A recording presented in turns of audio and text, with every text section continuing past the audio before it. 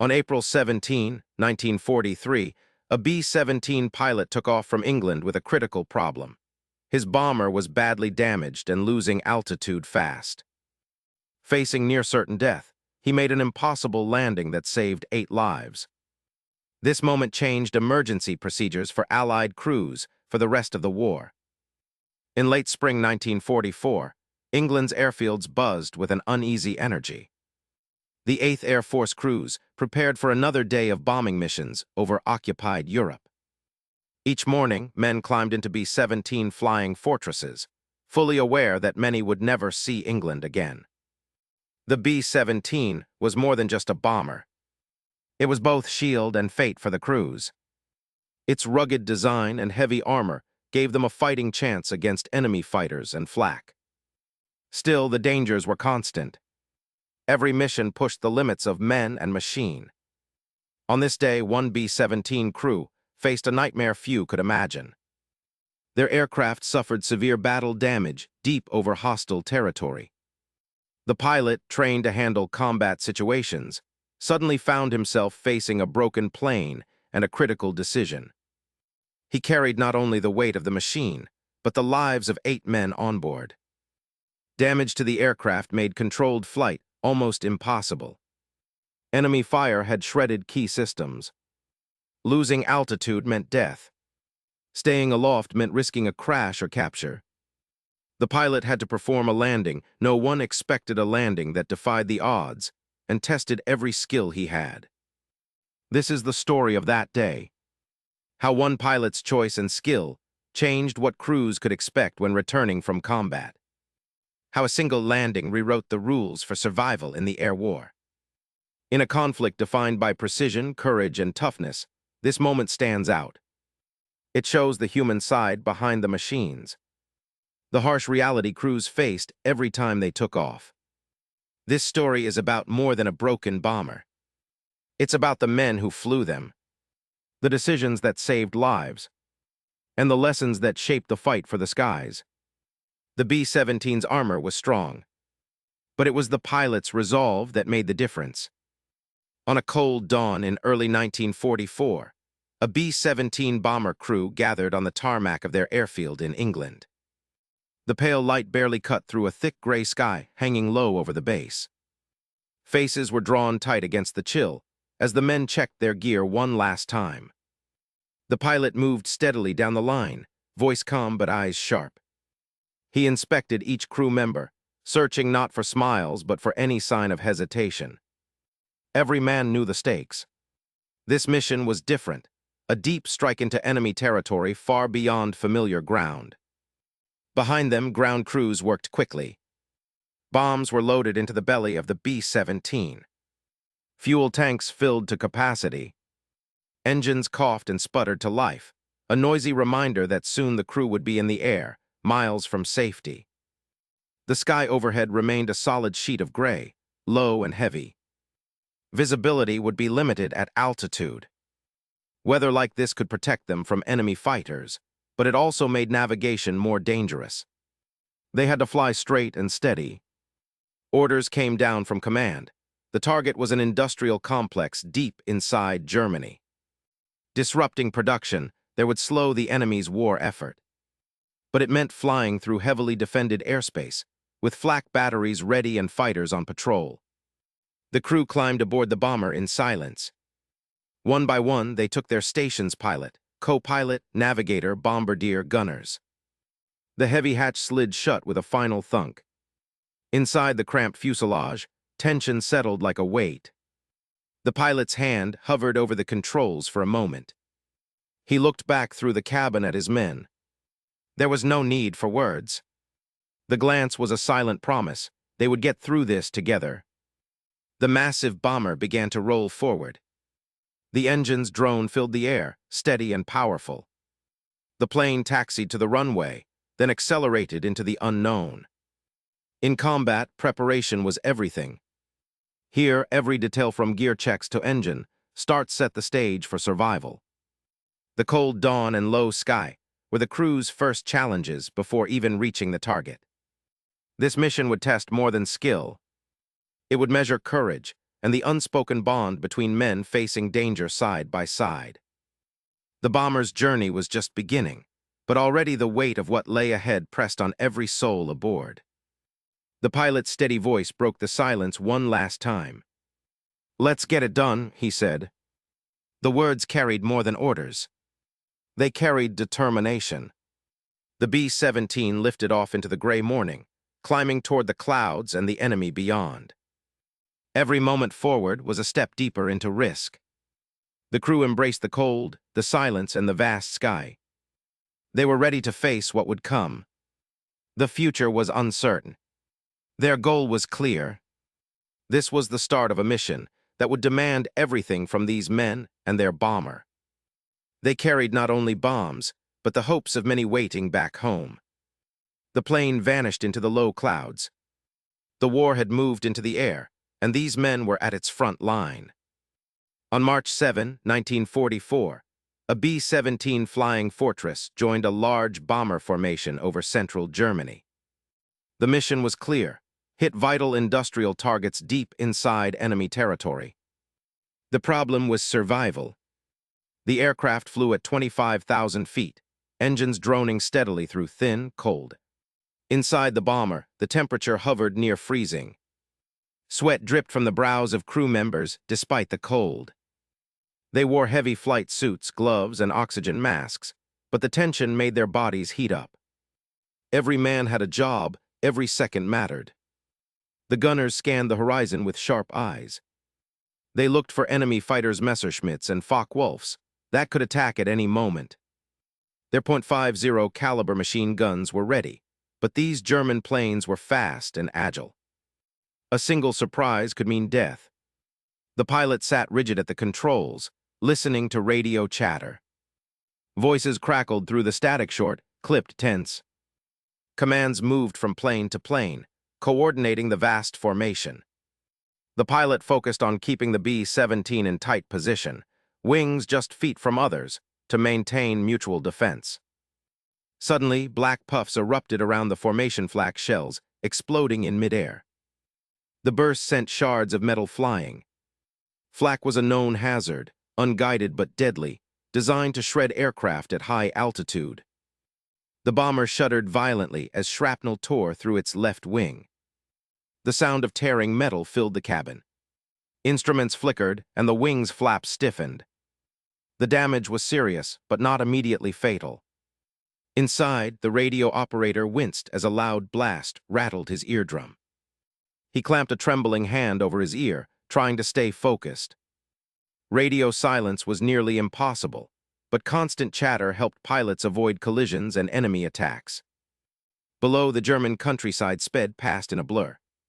Fields, roads, and towns were faint and distant, reduced to patterns by speed and altitude. Visibility was good, but the danger was constant. The pilot's hands gripped the yoke firmly, fighting to keep the plane steady. Any slip in formation could expose them to enemy fighters or cause a mid-air collision. The crew knew that tight formation was their best defense. The gunners returned fire at fleeting shapes off the port wing. Enemy fighters attempted to break through, aiming to hit engines or gunners. But the B-17s formed a box of guns, overlapping fields of fire that made frontal or rear attacks costly. The formation adjusted altitude slightly to avoid the worst flak zones. The pilot relayed instructions, staying calm despite the shaking aircraft. Every pilot faced the same challenge: fly straight, stay in formation, trust others to cover your six. This mission showed the brutal reality of high-altitude bombing raids. Flying at 25,000 feet, with heavy bomb loads reduced speed to about 150 miles per hour. Enemy fighters could close in fast, and flak bursts were deadly within 1,000 yards. The B-17's armor and multiple machine guns gave it some protection. But even so, losses were high. On this raid, nearly 60 bombers failed to return. Surviving required discipline, skill, and some measure of luck. In combat, altitude was both shield and threat. It kept fighters at bay, but brought the risk of flak and hypoxia. The B-17 crews adapted by flying in tight boxes, relying on mutual defense and careful formation flying. The pilot knew that every second counted. If he misjudged speed or altitude by even a few hundred feet, the formation could break. That would make them vulnerable to attack and increase the chance of collisions. Sweat continued to drip down the crew's faces, inside the freezing cold cabin. The noise was deafening, engines roaring, guns firing, flak bursts exploding nearby. Still, each man focused on his role. The radio operator reported slight damage to the wing. The pilot ordered the crew to prepare for possible emergency procedures, but kept the bomber steady. The mission continued, the target still miles ahead. This scene repeated across hundreds of bombers and crews every day of the strategic bombing campaign. Each flight was a test of endurance, coordination, and courage. Altitude was their currency. It bought time against fighters, but invited deadly flak. The B-17 couldn't outrun enemy planes, but its formation flying and defensive firepower offered a fighting chance. In combat, 6 seconds meant death. Maintaining formation, communicating clearly, and steady flying were the difference between survival and being lost to the German defenses. This was war at 25,000 feet, a clash of machines, tactics, and human resolve. The B-17s pushed forward, engines droning through fire and cold toward their target and the hope of returning home. Enemy fighters dove from the sun. At 25,000 feet above northern France, the B-17 flying fortress came under sudden attack. The tail gunner shouted warnings as the first tracers tore through the sky. Machine guns opened up. Bullets ripped through the B-17's metal skin. The impact shook the bomber violently. Shells punched holes in the fuselage, sending shards of metal and smoke inside. Engine 3 caught fire. Flames licked out from the cowling. The heat pushed into the cockpit. The pilot reacted immediately. "Fire in the right wing, crew, fight it now." His voice cut through the chaos. The crew scrambled. Men leapt from their stations, grabbing extinguishers from the racks. They moved quickly, stamping on flames that hungrily spread. Smoke filled the fuselage, making it hard to breathe.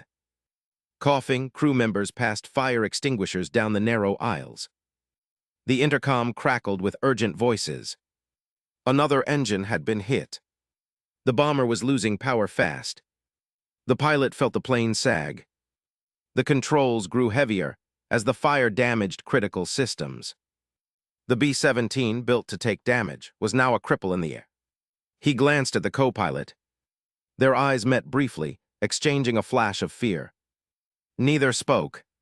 They both knew what was at stake. 8 men depended on this fragile machine. Outside, tracer fire continued to slash through the sky. The enemy fighters struck again and again, diving from above to exploit the bomber's weaknesses. The tail gunner kept firing, trying to keep the attackers at bay. But the B-17's defensive guns could only do so much. The fighters targeted the burning engine, hoping to finish the job. The fire crew worked against time. Each second could mean the difference between survival and disaster. One wrong move, and the flames would consume the wing. The pilot fought to keep the plane steady. The controls responded sluggishly. The bomber's speed dropped from 150 miles per hour to 120 as the damage worsened. Smoke thickened inside the fuselage, choking the crew. Visibility dropped to near zero. The navigator struggled to maintain course under the stress. The radio operator called for help. Nearby bombers received the distress signal and moved closer to provide cover. Formation flying tightened as the group faced the enemy. Despite the damage, the crew stayed focused. They trained for moments like this. The B-17's heavy armor and multiple gun positions gave them a fighting chance. The fire finally started to die down, thanks to quick action and teamwork. Engine 3 was badly damaged, but still burning faintly. The pilot adjusted throttle settings to compensate. The bomber, though crippled, remained airborne. 8 men held their positions, battered but alive. The continent below loomed closer, a reminder of how far they still had to go. The pilot's orders came steady and clear. Keep formation. Fight off those fighters. We're getting home. His voice was calm, but every word carried urgency. In combat, 6 seconds meant death.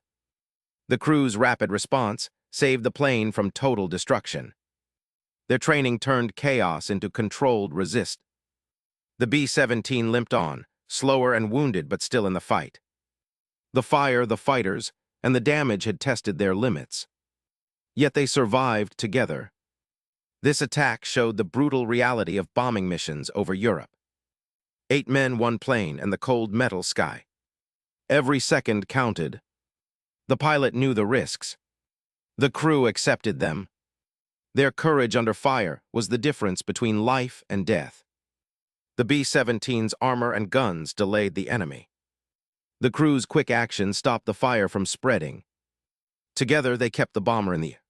The continent below was still far away, but hope rested in these 8 men and their crippled flying fortress. Their mission was not over. The fire scarred Engine 3, but it did not end the fight. The crew's resilience and training turned near disaster into survival. The pilot looked again at his crew. Exhausted, battered, but determined. They faced an enemy who struck from the sun, yet they held their ground. This was what made the B-17 more than metal and machine. It was the crew's will and skill that kept it flying. The mission pressed on. The bomber, wounded but unbroken, climbed higher to rejoin the formation. The attack was a harsh lesson in the cost of air war. The math was clear. Damage plus quick response equaled survival. The B-17 could take a beating, but only if its crew acted fast. The fire and fighters tested everything they had. The crew passed that test. For these 8 men in this crippled plane, the war was not a distant battle. It was a fight for every breath, every second, every mile. The flying fortress did not fall that day. The crew's actions wrote a story of survival in the face of deadly attack. The continent below waited. The bomber headed home, bearing scars from the fight and the will to live another day. The pilot scanned the instrument panel. The elevator was slow to respond to his inputs. One engine had quit completely. Hydraulic pressure was dropping fast. Controls felt heavy and unpredictable. He called out to the crew. "Status check. Navigators." A crackling reply, maps soaked in oil. "Can still read it, but it's a mess." The navigator's voice was steady but tired. "Waist gunner," the pilot asked next. A grunt. The waist gunner wiped blood from his cheek. "I'm good. Just a scratch." His nod was firm. One by one, the pilot checked in with his men. Radio operator, tail gunner, bombardier all accounted for, all alive. No voices faltered. Silence settled across the cramped cabin after the last response. The damage was real. The aircraft was crippled. The crew was intact but vulnerable. The pilot's mind raced through options. Bail out now, over enemy territory. Odds were grim for survival or rescue. Land mines, patrols, hostile civilians threats everywhere. Or try to nurse the damaged bomber home. The base was 150 miles behind them. One engine, failing hydraulics, sluggish controls. It was a gamble. He remembered his training. Procedures drilled into every pilot ditch the plane if it's lost. But training never covered situations this desperate. Not this close to base, not this wounded. The navigator sat quietly, clutching his oil-streaked map. The bombardier checked his bomb sight, now useless. The gunners cleaned their weapons in silence, watching the pilot. The pilot's fingers tightened on the yoke. Every system failure meant less control, less chance to survive a landing. The elevator's sluggish response meant the plane might stall or crash on approach. Hydraulic failure could lock the landing gear in place or cause brakes to fail. The dead engine reduced power by half. Fuel was leaking somewhere. The bomber was a wounded beast. The crew waited for his call. Their eyes searched his face for hope or orders. The pilot understood what was at stake, not just the plane, but all their lives. He took a deep breath, calculated distances, fuel levels, damage reports. 150 miles home, one engine, failing hydraulics, sluggish controls.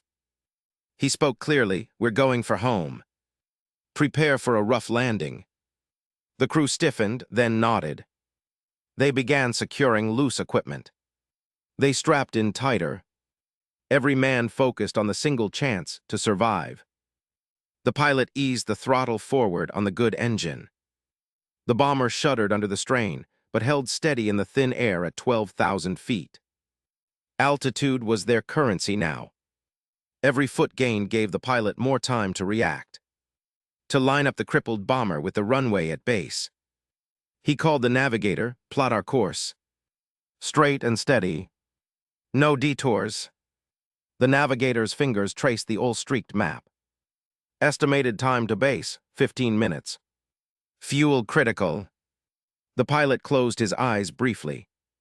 He knew in combat, decisions like this separated life from death.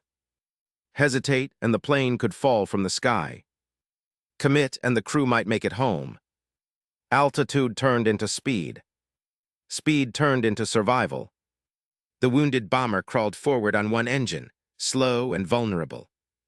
Enemy fighters could appear at any moment. The crew was exposed but determined. The pilot's hands never left the controls.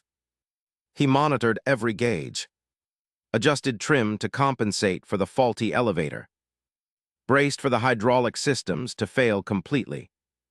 He spoke again, calm but firm, "Stay alert. We're not safe yet." The crew tightened their grips. The waist gunner cleaned blood from his face again, eyes scanning outside. The radio operator ran silent checks. The tail gunner scanned the rear sky. No sign of enemy aircraft. The bomber was damaged, but enemy fighters had moved on.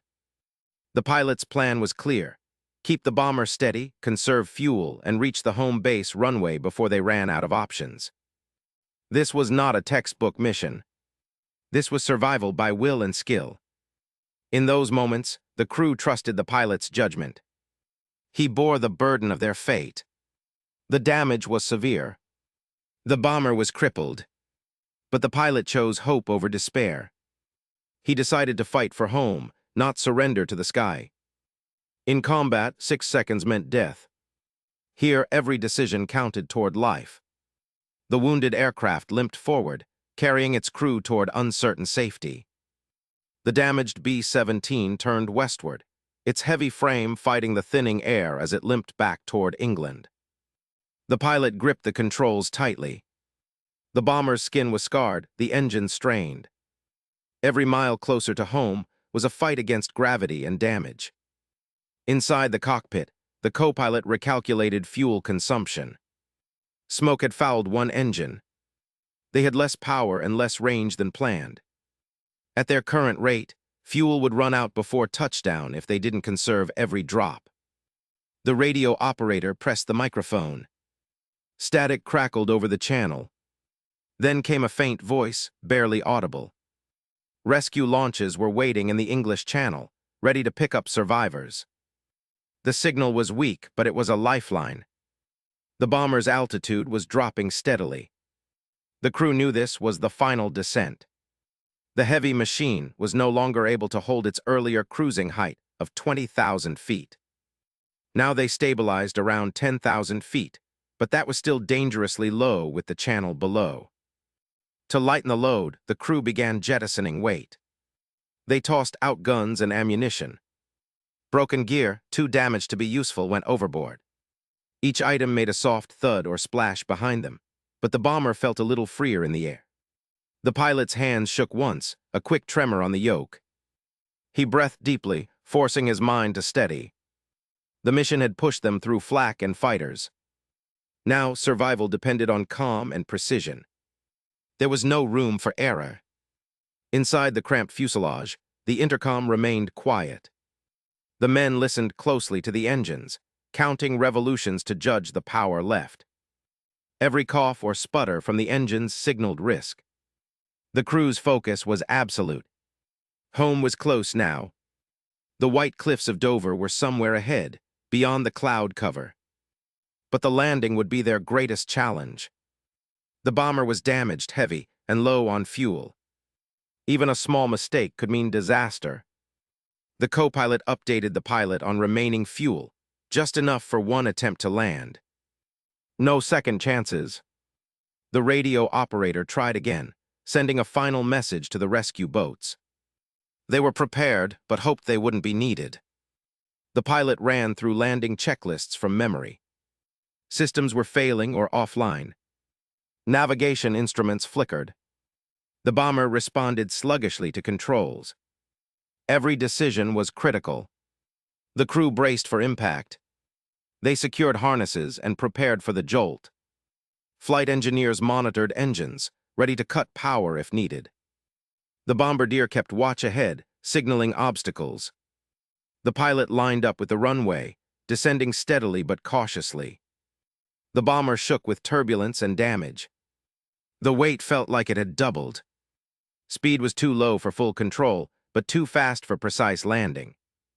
The wheels touched the ground hard. The brakes responded weakly. The bomber skidded, throwing up dust and debris. The engines roared, struggling to slow the aircraft safely. The landing was rough, but the bomber stayed on the runway. The crew exhaled quietly. They had beaten the odds. The mission was not over, but survival was assured. The damaged B-17 had returned from a deadly mission over enemy skies. Each crew member knew how close they had come to losing everything. In moments like these, the war was a test of discipline and teamwork. The bomber was more than metal. It was the sum of men who refused to give up. The pilot's steady hands guided the plane to a halt. Silence filled the cabin. Outside, rescue crews moved quickly to secure the bomber. The bomber had survived its hardest test. The crew's resolve had carried them home. The mission's end was a reminder of war's cost and humanity's will to endure. On a cold morning in early 1944, a B-17 flying fortress approached the English coast. Low clouds cloaked the green fields, rain blurring the view. The bomber's pilot radioed the control tower with a steady, flat voice. The message was clear. The plane was damaged and needed to land immediately. On the ground, emergency crews scrambled across the airstrip. Firefighters, medics, and mechanics moved quickly but carefully. They knew this landing held no room for error. The runway was wet, visibility poor, and the bomber's condition uncertain. Inside the cockpit, the crew tightened their seatbelts. The pilot's eyes remained fixed on the instruments and the horizon. The co-pilot scanned the checklist, voice trembling slightly but controlled. Every procedure mattered now. The pilot called out the current speed and altitude. The plane was descending steadily but slowly. The flaps responded weakly, a sign of mechanical trouble. Attempts to lower them fully had failed. This reduced the bomber's ability to slow down and stabilize on approach. Smoke trailed from one of the engines, a thin gray line against the dull sky. The crew knew this was their last chance. One pass over the runway, no margin for mistakes. If the landing failed, the bomber and its crew stood little chance. Ground crews watched from the sidelines, breath held. The tension was palpable. They had seen many landings, but damaged bombers were always a gamble. The rain added another layer of difficulty, making the runway slick and reducing grip. The bomber dropped lower, wings level, engines giving all they had. The pilot adjusted thrust carefully, balancing the plane's speed against altitude loss. Too fast, the bomber would overshoot. Too slow, it risked stalling before touchdown. The co-pilot read the checklist aloud, confirming steps as they happened. Systems check, gear down, final approach speed. His voice was steady despite the shaking hands gripping the controls. Focus was the only option.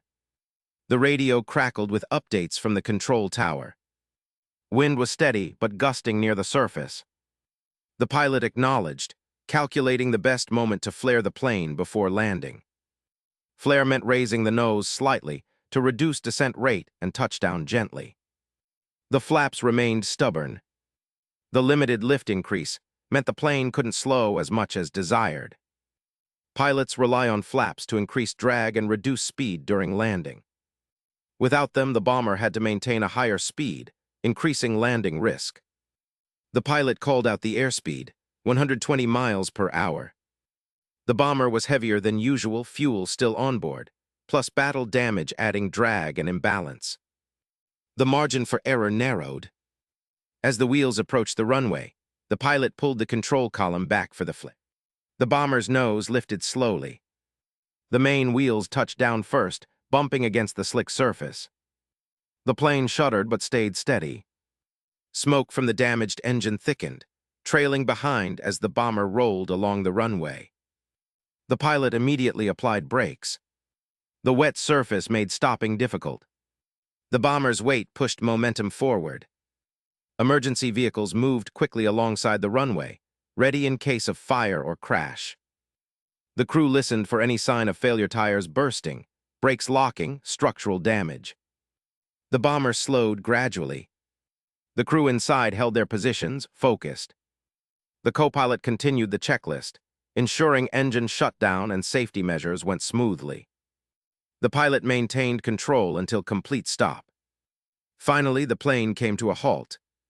The silence was sudden and total. The crew exhaled collectively, but remained alert. Damage was severe, but the aircraft and crew survived. This landing was a test of skill, nerve, and procedure. The pilot's steady communication, the co-pilot's checklist discipline, and ground crew readiness combined to save lives. One pass, one shot at safety. The math was unforgiving. At 120 miles per hour on a wet runway with limited flaps, the margin for error was less than 5 seconds. The bomber's heavy weight and battle damage meant it would not respond like normal. Every second counted. Altitude turned into speed, speed into survival. The pilot could not slow too soon or risk stalling. He could not wait too long or run off the runway. The balance was perfect but fragile. The crew's calm under pressure showed the cost of war. They faced mechanical failure, weather, and enemy damage. They had one chance to make it work. The bomber didn't change. The tactics and discipline did. That saved lives that day. The English coast faded behind. The plane, scarred but whole, rested where it belonged. This landing was more than a skill demonstration. It was a lesson in humanity under fire. One pass, no second chances. For this crew, that was enough. The bomber approached the airfield after a long mission. The pilot prepared for landing at 3,000 feet, moving into the final descent. His hands steadied the controls, but the aircraft systems showed signs of failure. He lowered the landing gear. Warning lights flickered on the instrument panel, signaling hydraulic problems. The wheels locked into place with a shaky clunk, but the pilot knew the problem was not over. At 200 feet, he lined up with the runway. The controls felt heavy, almost dead. The plane shuddered violently as the left wing dipped suddenly. The crew tightened their grips on their seats, bracing for impact. Despite the trembling controls and wing dip, the pilot's voice remained calm over the radio. He ordered his crew to prepare for a rough touchdown, giving precise instructions to stay strapped in and ready to evacuate if necessary. The bomber descended steadily. At 20 feet above the runway, the plane shook again. The left wing dipped further, scraping the ground. The pilot adjusted the throttle carefully to maintain balance, fighting the weakening controls. The bomber touched down hard. The wheels hit the runway with a loud, jarring impact. The landing gear struggled to absorb the force. The aircraft skidded forward, metal scraping against asphalt. Sparks sprayed from the undercarriage. The friction between the damaged wheel assemblies and runway created a shower of metal shards. Smoke began to rise from the stressed landing gear bays. The nose pitched downward suddenly, threatening to collapse. The pilot countered immediately, pulling back on the yoke to raise the nose. The aircraft's frame groaned under the strain, but steadied before braking. The bomber continued to skid. The brakes were barely responsive. The plane's momentum carried it forward at roughly 60 miles per hour. The runway length was tight for such a damaged aircraft. Behind the pilot, the crew remained tense but followed all instructions. The bombardier and navigator prepared emergency escape routes. The radio operator monitored communications for potential rescue orders. Finally, the plane rolled to a stop about 1,200 feet down the runway. Thick smoke poured from the engines, signaling severe damage. The pilot cut the power completely, silencing the engines. The crew began their post-landing checks quickly. They examined the landing gear and control surfaces for damage. The left wing showed signs of structural stress from scraping the run. The pilot reported the situation to base control. He stated the landing was difficult but successful under the circumstances. He emphasized the need for immediate ground support teams. Summary: the bomber's landing was a battle against failing controls, damaged wings, and barely functional landing gear. It stopped just in time, preventing a crash. Landing a heavy bomber with dead controls required precise judgment. The pilot's calm voice and clear orders kept the crew ready. Every second counted as the plane shuddered and skidded down the run. The warning lights and flickering systems explained why the landing was so tense. Hydraulic failure limited control over wheels and flaps. The left wing dipping created a dangerous imbalance. If the pilot had misjudged the touchdown by even 2 seconds, the nose might have collapsed. The plane could have flipped or broken apart on impact. The pilot's quick reactions to raise the nose stopped the aircraft from buckling forward.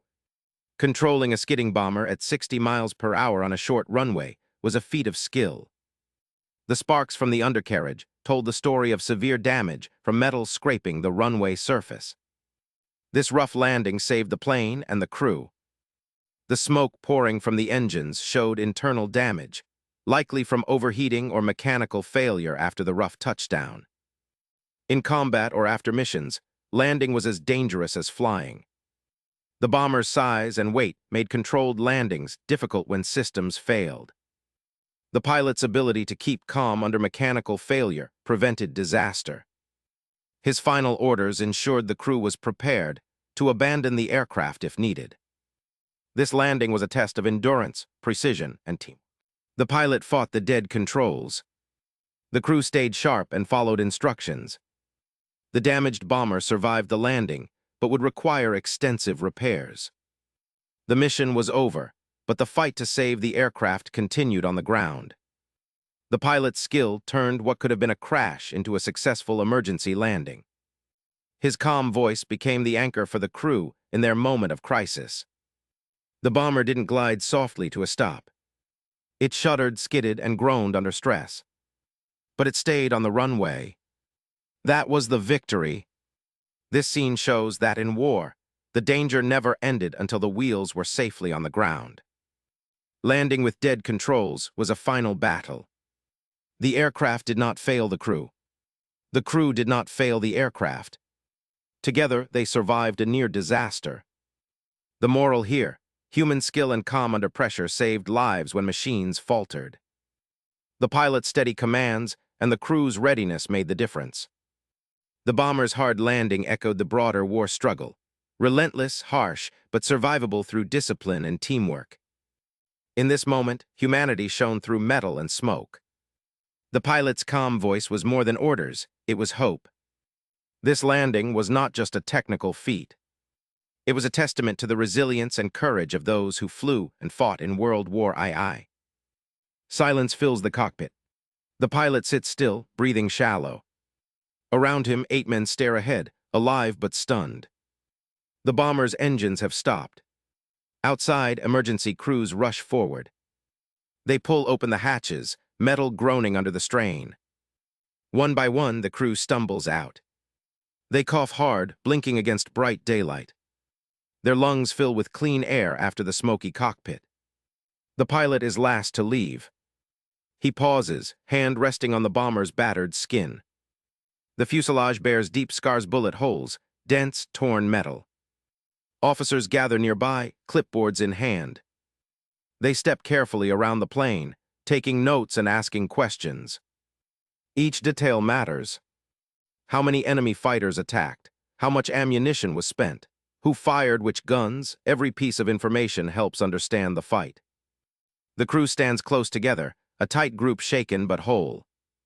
Faces are pale, eyes wide with shock and relief. No one speaks at first. The air smells of fuel and rain, heavy and thick. No cheers break the quiet. Only the soft sound of breathing and distant footsteps. The pilot looks over his men. Each one a survivor. 8 faces, each marked by the same fierce battle. They made it back when many others did not. The bomber is scarred, but it held together. The mission's objective was completed at a terrible cost. Emergency teams check the plane for hazards. Fuel leaks drip slowly to the ground. The risk of fire is high. Mechanics move quickly, inspecting engines and controls. They note what can be repaired, what must be scrapped. The bomber's life in the skies may not be over. Officers record every injury and every near miss. They interview the crew one by one.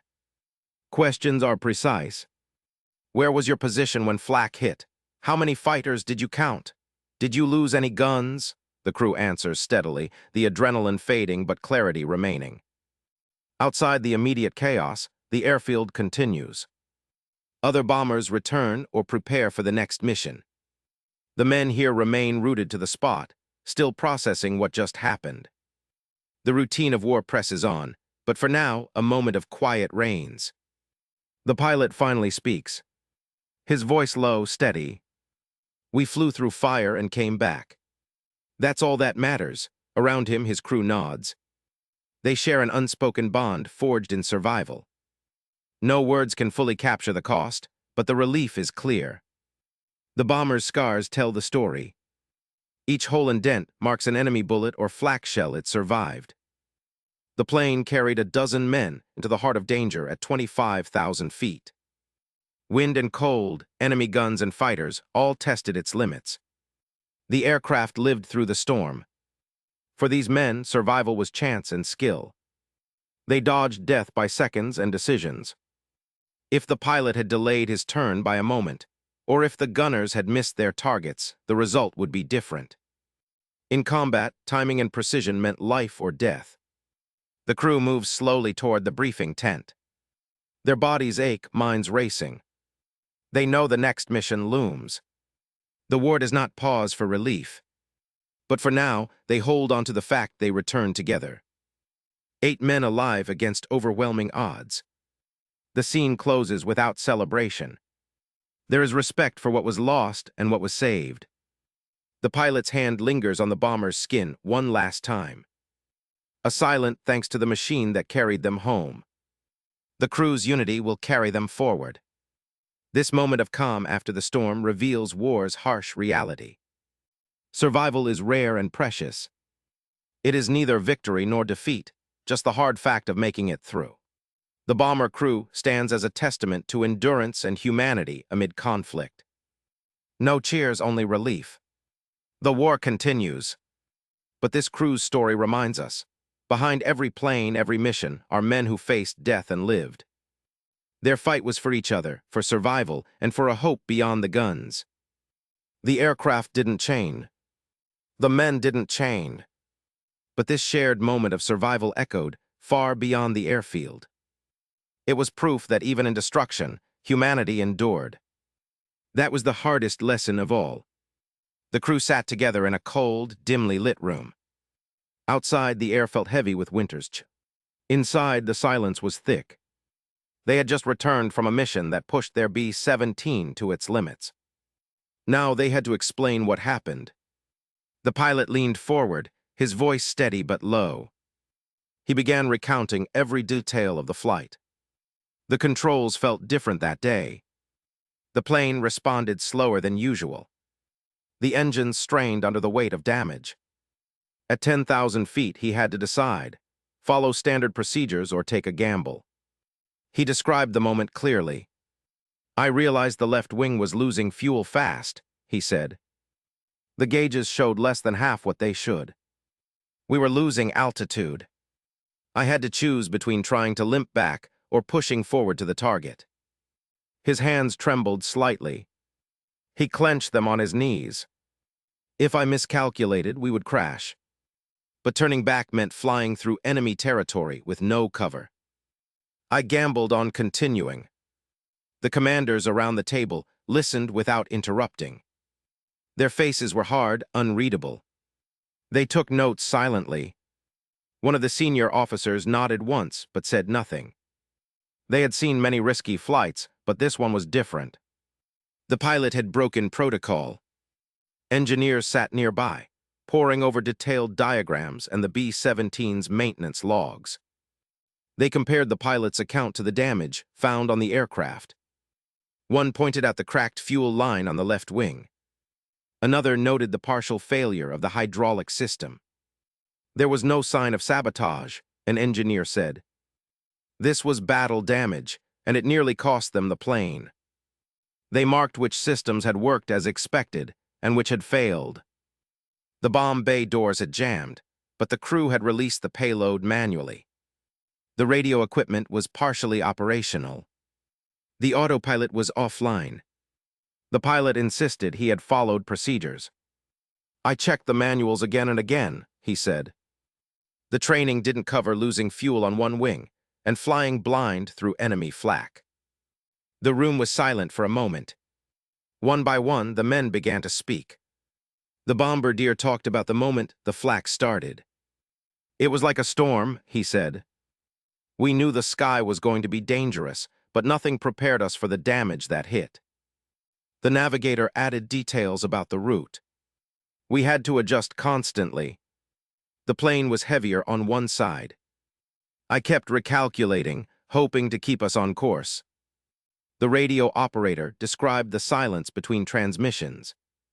We couldn't send a call for help. We waited, hoping command would know our situation.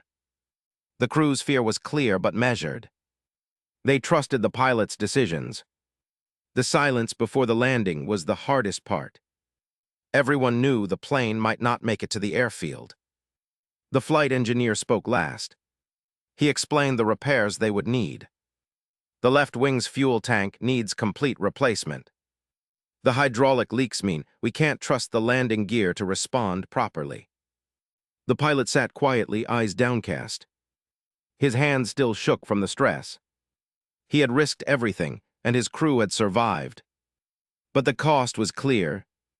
The commanders nodded slowly. The report was thorough.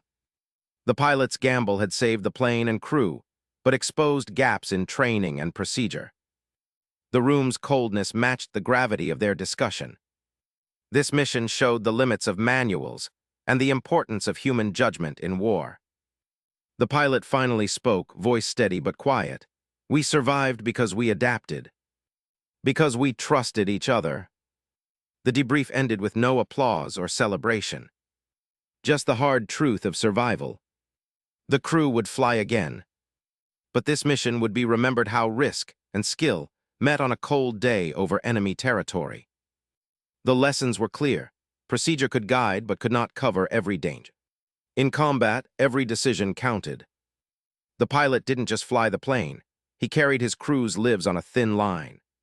This debrief was not just about what failed or worked. It was about the human side of war. The fear, the trust, the silent hope before a landing that could have ended everything. Their story was a reminder. Machines could break, manuals could fail, but courage and judgment could still save lives. News of the landing spread quickly through the command channels. It was March 1944, over England, and the crew of the damaged B-17 had done the impossible. The bomber, crippled by enemy fire and struggling to stay aloft, reached friendly airspace against all odds. Command took notice. They opened a full review of the incident. The goal was clear: learn from what happened to prevent losses in future missions. The review focused on every detail: what went wrong, what worked, and what could be improved. This was no routine debrief. The crew's experience challenged established procedures and highlighted gaps in emergency training. As a result, Command introduced new emergency protocols. These protocols emphasized rapid decision-making and flexibility during critical failures. Checklists were rewritten to include unusual scenarios, such as partial control failure and extreme battle damage. Training programs were updated to prepare pilots and crews for situations previously considered hopeless. For example, crews now trained for flying with crippled controls, forced landings in hostile territory, and emergency fuel management. The new checklist stressed coordination between pilot, co-pilot, and crew to maximize survival chances. Simulators began to include damaged aircraft scenarios, a first for many bomber units. The crew that made the landing was officially commended. Awards were given, recognizing their skill and courage under fire. But the pilot, Captain James "Jim" Harrell, refused any special hero status. He insisted the successful landing was the result of teamwork and sheer determination, not personal glory. Harrell returned to the airfield, where the battered B-17 sat grounded for good. The bomber's paint was chipped, the fuselage dented, and the engines silent. It was a ghost of its former self. Harrell walked along the wing, touching the cold metal, and remembered every moment of the flight, the alarms, the damage, the fight to keep control. He did not see a hero in the plane. He saw a machine pushed to its limits by human will. 8 men had flown it home, alive but changed. Each carried the memory of risk and survival. The damage to the plane was a physical record of their struggle, a silent testament to their refusal to give up. For thousands of bomber crews, the rules changed after that day. The new protocols and training meant pilots faced fewer unknowns when disaster struck. The military recognized that rigid procedures could cost lives. Flexibility and quick thinking became part of standard practice. The story of this flight became a quiet lesson in resilience and adaptation. It showed that even in war, human decisions could redefine what was possible. The pilot's refusal to abandon a doomed plane saved lives and changed doctrine. In the end, the aircraft itself did not change. The steel and engines remained the same. But the tactics, training, and mindset of those who flew them did. This shift improved mission survival rates and saved countless lives in later bombing campaigns over Europe. The legacy of that impossible landing remained a moral echo through the fighting years. It reminded crews that survival depended not only on technology, but on the human spirit to face impossible odds and keep fighting. Captain Harrell's story was a lesson beyond combat. It was about humanity in war, the drive to protect comrades, to innovate under pressure, and to stand firm when hope seemed lost. 8 men walked away from that flight. Their lives were never the same. Their experience reshaped how aircrews prepared for battle.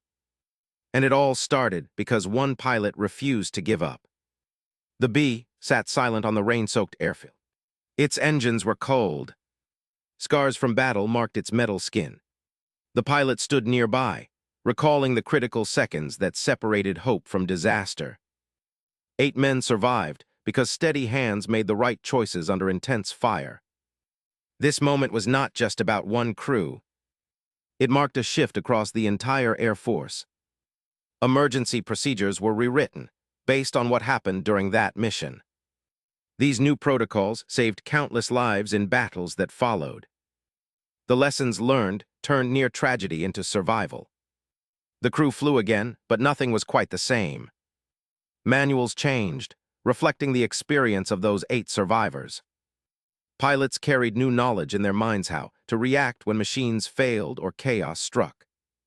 This knowledge became a quiet, shared strength. Survival was the legacy. It was a new respect for what seemed impossible in combat. The men who returned embodied discipline, skill, and a calm that made landing against the odds possible. Their story shaped how the Air Force prepared for future fights. In the end, this was more than tactics or machines. It was a lesson in humanity, how courage and clear decisions under fire could save lives.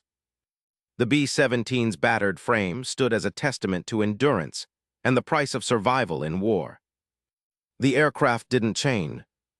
The tactics did. And that change meant the difference between death and life for crews who took to the skies after. This legacy lived on in every mission flown, with that new respect for the impossible made real.